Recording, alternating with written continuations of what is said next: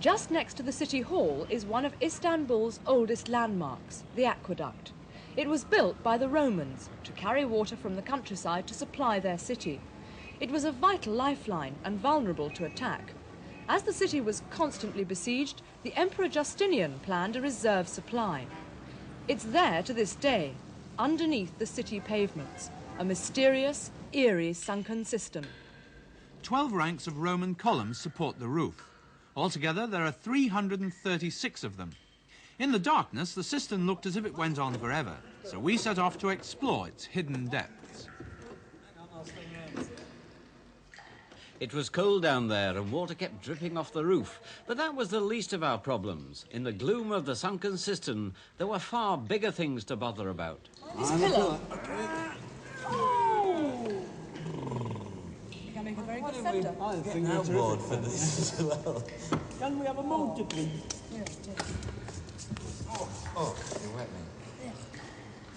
Condensation in here is really... Another one coming up, it's all right. Now look at that pillar up there. It's incredible that they did all that decoration on those pillars for a water system. We lost you. Let's go that way.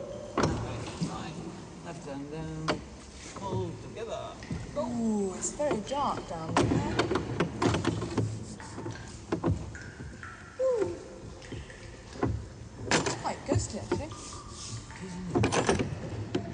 Two. Splendid, mind the pillar. That's it, now we're going. You, to spin it, to spin it. Oh, no, we don't find the pillar! Oh, the Romans would have been proud of you. Heading that way. The Romans called Istanbul Constantinople and made it one of the showplaces of their empire. But when most people think of Constantinople, they remember the sultans and their exotic courts. They took over from the Romans, and although they were attacked both from the land and from the sea by Crusaders, Vandals, Mongols and Arabs, thanks to the fortifications the Romans left behind, these walls kept them safe for centuries. But there was one man who found them no problem at all. He cleared the whole lot with one gigantic leap, and as far as is known, he was the first man ever to fly. His name was Hezarfen Ahmed Salibi, and in the 17th century, he made a flight which I think in its own way was as incredible as the first ever trip into space. Well, he took off from up here on the top of the Galati Tower, and he flew right the way across the waters of the Bosphorus, and he landed over there in Üsküdar on the Asian side. And he made the whole flight with a pair of homemade wings. When the news got round that a man was actually going to fly, crowds of people flocked round the Galata Tower.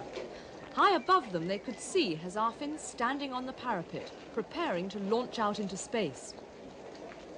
As he took a great leap from the tower, the crowd rushed forward, convinced he was going to crash. But Hezarfen flapped his wings, and the currents of the hot air rising from the Bosphorus caught him up and lifted him. Higher and higher he soared, gliding and drifting as gracefully as a bird. Sometimes he swooped down over the ships anchored on the water. Then, as another current of air caught him, he soared up and up until the people standing on the European side could scarcely see him. At last, he crossed the Bosphorus, and to the amazement of everyone who watched him, he came into land. Hezarfen had made the first ever intercontinental flight from Europe to Asia, and he'd lived to tell the tale. And this was where he landed, and if you look back from here to the Galata Tower, I reckon that first attempt at hang gliding was a very lucky one. Mind you, the Sultan gave him a bag of gold and then immediately sent him into exile. "You're too dangerous," he said. "You could fly over my walls and capture my castles." And that was a rather sad end to the birdman's career. Mind you, I see the Sultan's point of view, because he was constantly having to defend his city. And indeed, unless you had a pair of wings, these walls were practically impassable. The soldiers who manned them were called janissaries. Fanatically brave and prepared to fight to the death, they were feared by all who faced them.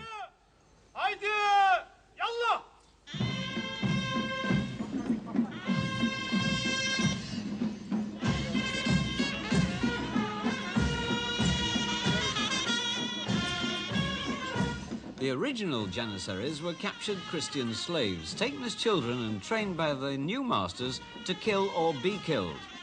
They were the first soldiers in the world to be led by a band. Their drums and songs terrified their enemies, and many a crusader fled just at the sight of their relentless march.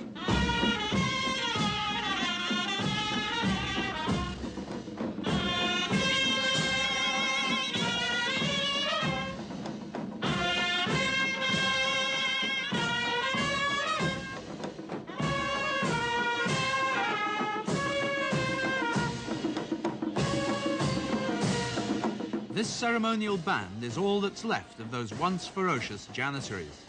It's called meter, which means crescent, the traditional formation they still use today when they play concerts. And it's odd to think that their strange music was the start of every single military band.